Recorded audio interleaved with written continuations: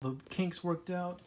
There was an error before where the pump would pump, but immediately after it starts pumping, it would take another measurement reading, and half the time it would be above or below the drive value, which would either keep pumping the water in or it would turn itself off after a second. So I fixed that by making all my time sleeps the same as the main time sleep, so they're all equal to 5. That's just one way I got it to work. So I'll show you what this all looks like. We have a nail that is going to be connected to an alligator pin that is going to be connected to the CPX, which is connected to the capacitive touch pads. And what that does is reads the digital output, and that can be interpreted as humidity.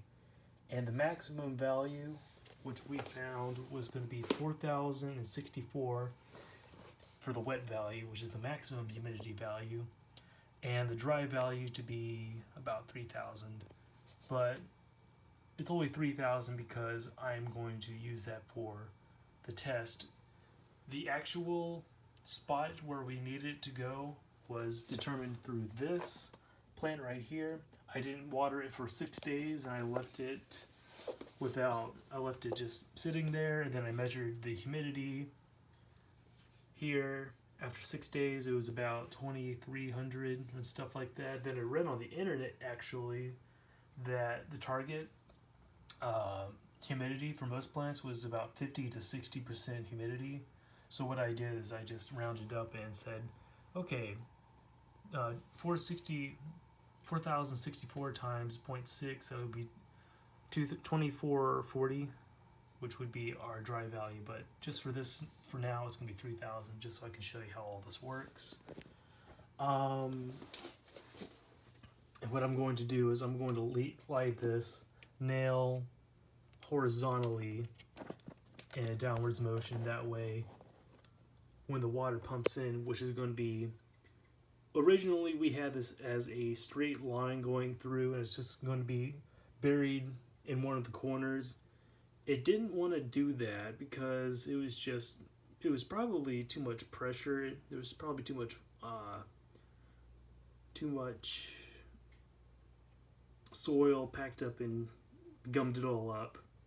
But back then I was having the same trouble with the pump turning on and off instantly. So now that I have it fixed, I could probably get rid of this loop, but just for the test, I'm just going to leave it as is. I can make another video if I need to, and then I'm just going to put it above where the plant should be, but I'm using test soil just in case I don't accidentally ruin the dryness value, so I don't have to put this outside for another day. Okay, so I'm going to go ahead and turn on my CPX.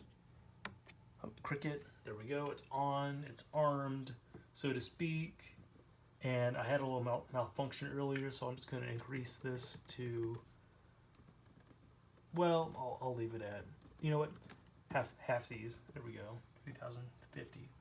Let's see what happens, and here we go.